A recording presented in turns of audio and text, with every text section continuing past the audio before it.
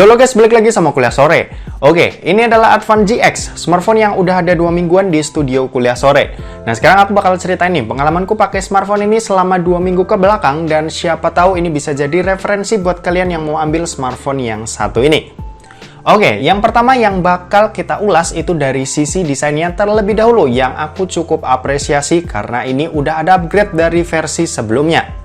Di Advan G9 yang pernah kita bahas sebelumnya, material yang dipakai ini masih pakai plastik dengan finishing yang terkesan murahan. Sementara di Advan GX ini, material yang dipakai udah pakai glass dengan finishing yang lebih kelihatan premium. Buat varian warnanya ini cuma satu ya, dan ini menurutku langkah yang tepat dipilih Advan karena warna putih tuh kesannya punya feel yang lebih premium dibanding warna lain. Buat di belakangnya ini kita masih bisa nemu ya sensor fingerprint yang posisinya ini udah fit dan pas banget. Buat kecepatan bacanya dan keakuratannya ini juga aku suka ya. Selama 2 minggu pakai ini jarang banget nemuin miss baca yang bikin pengalaman jadi lebih asik. Buat frame kamera ini juga aku suka ya sama desainnya. Cakep, nggak terlalu lebay, dan beberapa informasi tentang spesifikasi kameranya ditulis cukup singkat dan jelas, jadinya nggak terlalu banyak informasi yang nggak berguna. Oke, kalau ngomongin soal layar, Advan GX ini dibekali dengan layar berpanel IPS, terus punya resolusi HD+, dan luas layar 6,82 inci. Sepengalamanku pakai HP ini buat nonton sih udah enak ya, apalagi layarnya yang tergolong gede juga udah pas banget buat dipakai nonton.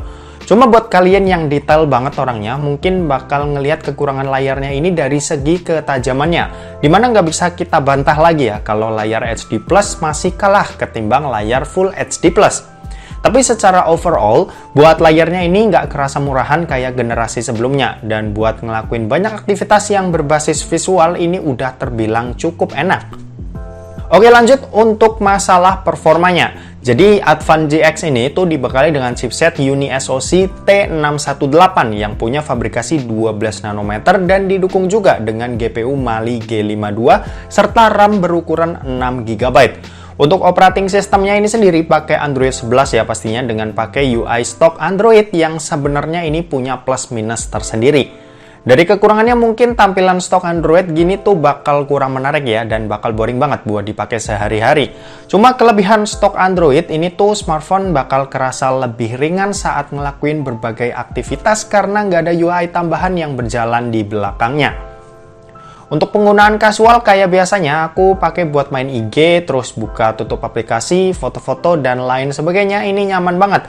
Jarang aku nemuin smartphone ini kerasa lemot, dan aku merasa selama 2 minggu pakai ini lancar-lancar aja. Kemarin juga sempat kita bandingin ya dengan chipset sekelas yaitu MediaTek Helio G85 dan Snapdragon 662. Hasilnya UniSoC T618 ini unggul dari Snapdragon 662 dan bisa mengimbangi MediaTek Helio G85. Buat dipakai main game ini juga performanya udah enak banget buat smartphone harga 1 jutaan. Game Mobile Legends ini bisa kita libas dengan dapetin settingan ultra dan high frame rate mode on. Di game ini lancar banget ya selama full 1 match, dan hasilnya aku bener-bener puas buat main di sini. Di game PUBG Mobile ini juga begitu. Settingan yang sering aku pakai tuh di smooth ultra ya, dan hasilnya selama main nggak ngerasain frame down yang bener-bener ngeganggu. Paling frame down yang tipis-tipis saja, dan itu masih playable banget buat dimainin. Sementara game yang lebih berat lagi yaitu Genshin Impact, si Advan GX ini mampu dapetin frame rate yang terbilang oke di kelas harganya. Saat dipakai jalan-jalan, frame rate ini ada di angka 40-45 fps. Saat lagi dipakai bertarung ini ada di angka 30-40 fps. Sementara saat suhu ini udah mulai panas dan kondisi lagi rame tuh paling rendah ada di angka 25 fps aja, dan masih tergolong cukup oke buat dimainin. Ingat ya, ini tuh cuma HP harga 1 jutaan loh, dan hasil kayak gini tuh udah bagus banget buat smartphone harga segitu. Oke, kalau tadi kita udah bahas soal performanya, selanjutnya kita bakal bahas soal daya tahannya. Jadi smartphone ini itu punya baterai berkapasitas 5200 mAh, dimana buat smartphone yang mengusung layar HD Plus aja, kapasitas gitu tuh udah awet banget. Aku sendiri pernah seharian pakai smartphone ini, dan buat daya tahannya ini cukup oke dengan nyentuh angka 8 jam, hampir 9 jam buat pemakaian kasual, dan juga 6 jam ya buat pemakaian ekstrim kayak dipakai main game seharian. Nah, sementara buat pengecasannya, sayangnya ini masih 10 watt aja. Padahal port kabelnya ini udah USB-C punya ya, dan upgrade dari seri sebelumnya yang masih pakai micro USB. Buat isi daya sampai penuh, ini memakan waktu yang cukup lama, yaitu sekitar 4 jam. Oke, next kita bakal bahas masalah kameranya. Hal yang pasti dari sebagian kalian ini udah pada tahu tentang kekurangan Advan GX ini.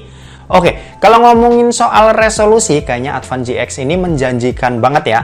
Kamera belakang ini punya setup 4 kamera dengan resolusi 48 megapiksel pada kamera utamanya. Sementara buat bagian depannya ini punya resolusi itu 25 megapiksel. Nah, tapi kenyataannya waktu kita udah jepret tuh kamera, hasilnya ini nggak sesuai sama ekspektasi kita. Gambarnya nggak konsisten, dynamic range-nya ini kacau, warnanya cenderung pucat, terus exposure-nya juga terlalu over kalau kita asal jepret. Overall, kalian bisa lihat sendiri deh dari hasil foto-foto dan video berikut ini.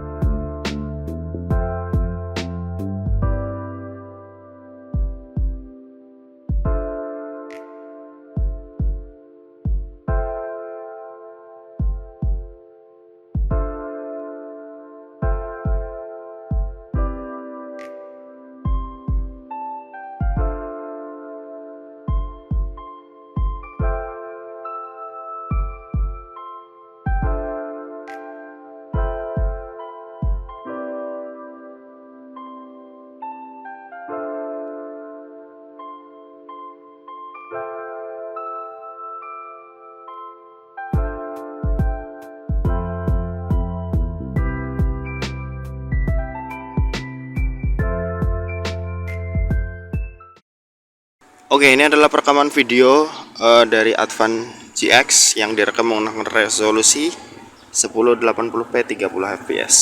Dan sekarang kita pakai buat jalan buat ngetes kestabilan gambarnya.